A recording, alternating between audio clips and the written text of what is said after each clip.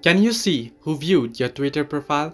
Hello everybody, welcome back to the channel. Today I'll guide you and explain you if you can't or how you can see who has viewed your Twitter profile.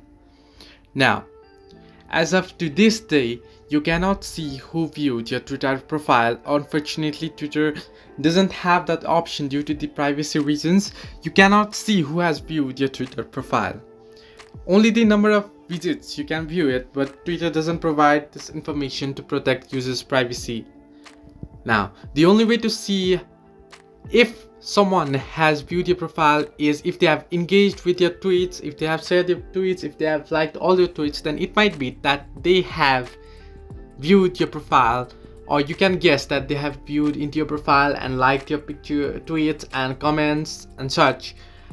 But there is no any legitimate way to know who has viewed your profile on Twitter. But if there are apps, or if you are going through the apps that says you can see who has viewed your profile, or the third-party apps or websites, then that's pretty fake and unreal, and your account might get banned. So I suggest you not to head into such third-party websites and apps.